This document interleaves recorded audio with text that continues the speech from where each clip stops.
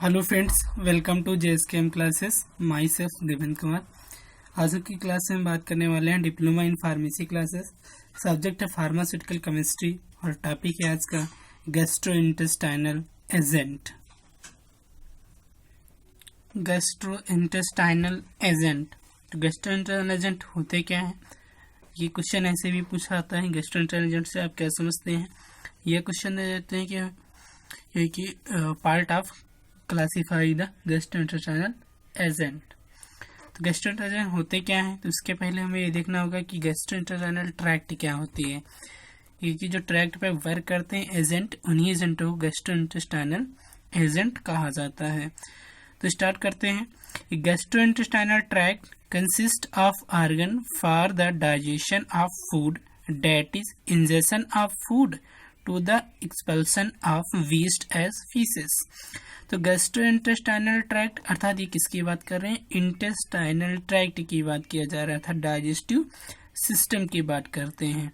Consist of A organs, जिसमें organs पाए जाते हैं for the digestion of food, यानी कि जो भोजन है उसको पचाने के लिए जो ऑर्गन पाए जाते हैं वहां पे उसे गैस्ट्रोइंटेस्टाइनल ट्रैक्ट कहा जाता है। डेट इज, जो कि इंजेक्शन ऑफ फूड, इंजेक्शन में होता है अंतःग्रहण, यानी कि भोजन को लेना to the expulsion of wastage, यानी कि भोजन को ले लिया गया, खा लिया गया, खाने के बाद फिर उसका डाइजेशन होगा, डाइजेशन के बाद वेस्टेज मटेरियल फीसेस के फार्म में अर्थात मल के फार्म में बाहर निकल के आएंगे।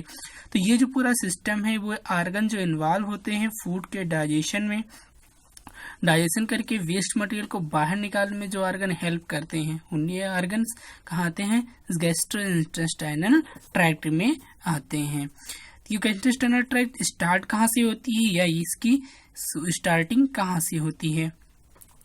तो ये स्टार्ट होती कहाँ से? Mouth, pharynx, oesophagus, stomach, intestine. और इंटेस्टाइन के दो पार्ट हैं, लार्ज स्मॉल इंटेस्टाइन और लार्ज इंटेस्टाइन।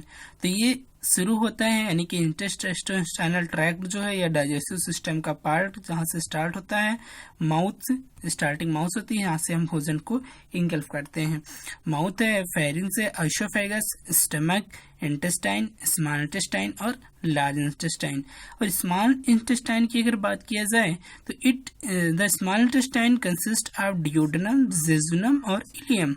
अर्थात जो स्मॉल इंटेस्टाइन है उसके तीन पार्ट होते हैं, डिड्यूनम, जेजुनम और इलियम। और लार्ज इंटेस्टाइन उसके तीन पार्ट होते हैं, caecum, colon and rectum. Then part last बचता है एनस, जहां से भोजन एक्सपेल आउट हो जाता है। तो अगर पाथ देखा जाए, गैस्ट्रोइंटेस्टाइनल ट्रैक्ट का पाथ देखा जाए तो वो स्टार्ट होता है माउथ से, फिर फेरिंक्स, फिर आइसोफेगस, फिर स्टमक, और स्टमक के बाद इंटेस्टाइन। और इंटेस्टाइन में कहा? स्मॉल इंटेस्टाइन, डेड्यूनम, जेजुनम, इलियम, और फिर large intestine, caecum, colon and rectum. ये सभी पार्ट अर्थात जितने भी पार्ट हैं गैस्ट्रोइंटेस्टाइनल ट्रैक्ट के, सभी पार्ट जब एक साथ वर्क करते हैं, यानी कि इनका जो वर्क होता है वो स्पेसिफिक होता है। ये हर एक पार्ट एक डिफरेंट प्रकार का फंक्शन परफॉर्म करते हैं। तो all part of gastrointestinal tract have perform specific function. Injection, भोजन को लेना, डाइजेशन, पचाना, एब्जॉर्ब करना, और फिर आता है एक्सक्रीशन, एक्सपेल आउट, बाहर निकालना। तो जो इसके पार्ट हैं वो एक स्पेसिफिक फंक्शन परफॉर्म करेंगे, जैसे कि इंजेक्शन अर्थात भोजन को अंदर लेना ग्रहण करना, माउथ पार्ट होता है। डाइजेशन, जब फूड हो हमारा वो लार्ज पार्टिकल में होता है, स्मॉल पार्टिकल में उसका ब्रेकडाउन होता है। जो ब्रेकडाउन होगा तो पाचन हो रहा होगा, पाचन होने के बाद फिर एब्जॉर्प्शन होगा, और एब्जॉर्प्शन के बाद जो वेस्ट मटेरियल फीसेस है वो क्या होंगे? एक्सपेल आउट होंगे।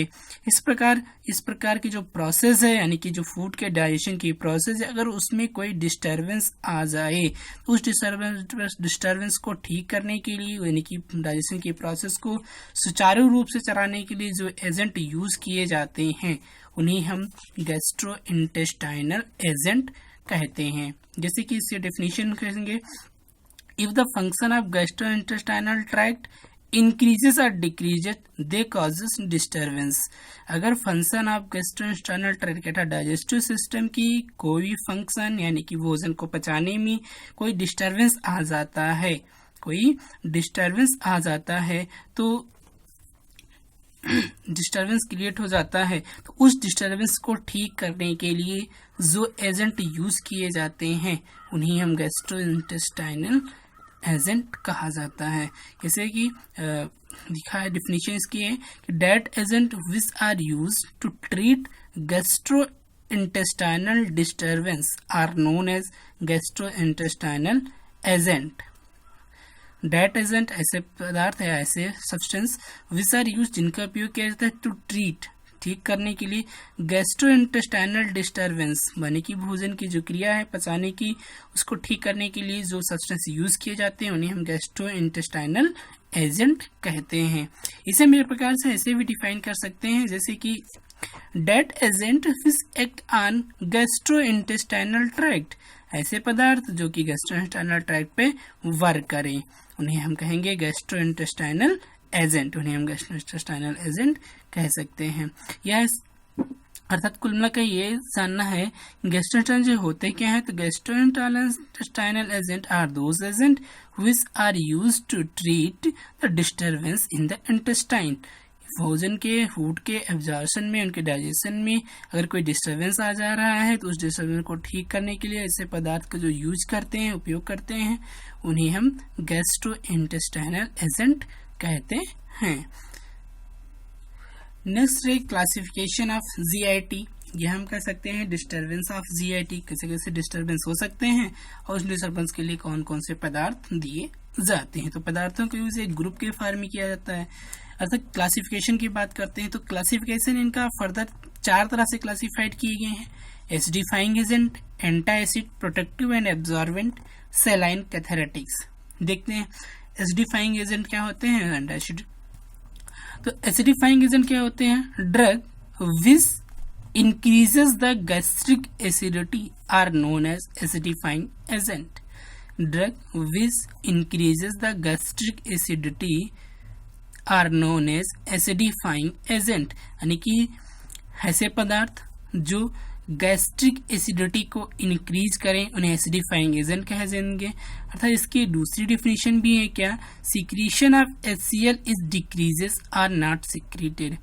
अर्थात जब HCl का सिक्रीशन कम हो जाए या सिक्रीशन ना हो उस कंडीशन में जो सब्सटेंस यूज किए जाते हैं उन्हें हम कहेंगे एसिडिफाइंग एजेंट। तो एसिडिफाइंग एजेंट क्या है कि drug which increases the gastric acidity को इंक्रीज कर दें उन्हें हम एसिडिफाइंग एजेंट कहेंगे। जैसे कि एग्जांपल है डाइल्यूट HCl का यूज करेंगे।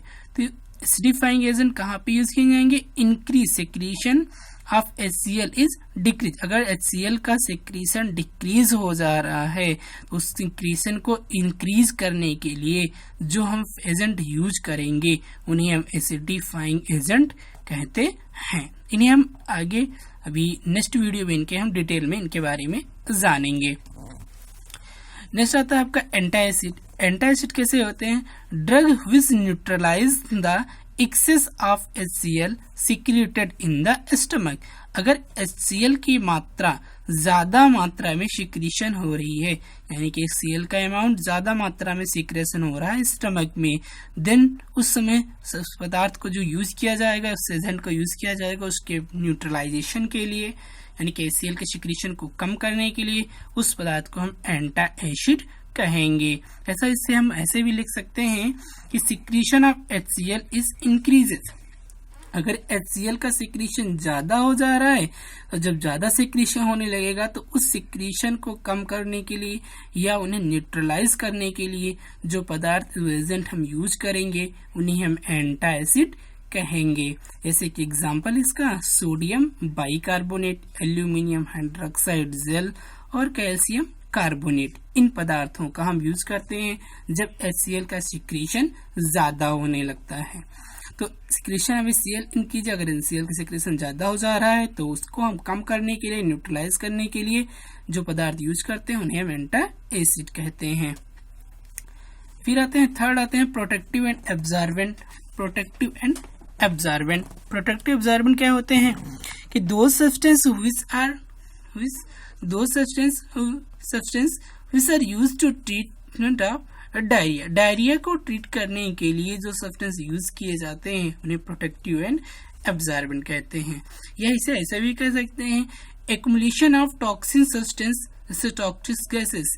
टॉक्सिक सब्सटेंस एक्युमुलेशन यानी कि जो टॉक्सिक सब्सटेंस है उन्हें रिमूव करने के लिए, निकालने के लिए जो पदार्थ यूज किए जाते हैं उन्हें हम प्रोटेक्टिव एंड एब्जॉर्बेंट कहते हैं। जैसे कि बिस्मथ, सब कार्बोनेट और केवलिन इसका बेस्ट एग्जाम्पल है। नेक्स्ट बात करते हैं सलाइन कैथेरेटिक्स की। सलाइन कैथेरेटिक्स क्या होते हैं? सलाइन कैथेरेटिक्स क्या है? Saline cathartics these are used to relieve constipation. Constipation को रिलीव करने के लिए जो सब्सटेंस यूज किए जाते हैं उन्हें हम सलाइन कैथेरेटिक्स कहते हैं। इसे हम कह सकते हैं डिसफंक्शन ऑफ इंटेस्टाइन। अगर इंटेस्टाइन प्रॉपरली वर्क नहीं कर पा रहा है, कोई डिस्टर्बेंस आ जा रहा है, उस कंडीशन में जो हम सब्सटेंस एजेंट को यूज करेंगे उन्हें हम सलाइन कैथेरेटिक्स कहते हैं। इसका एग्जांपल है sodium potassium tartrate, sodium potassium tartrate, magnesium sulphate. ये दोनों इसके सलाइन कैथेरेटिक्स के एग्जांपल हैं। तो इस प्रकार ये 4 प्रकार के क्लासिफाइड है: acidifying agent, anti acid, protective and absorbent, saline cathartics. इनके बारे में हम फर्दर नेक्स्ट वीडियो में देखेंगे, इनके डिटेल्स जानकारी में, और इनके जो ये सब्सटेंस एजेंट हैं, ये एजेंट का formation, physical property, chemical property कैसी होती है, इनके बारे में हम नेक्स्ट वीडियो में जानकारी करेंगे। Thank you. Like, share and subscribe my YouTube channel JSKM classes. Thank you.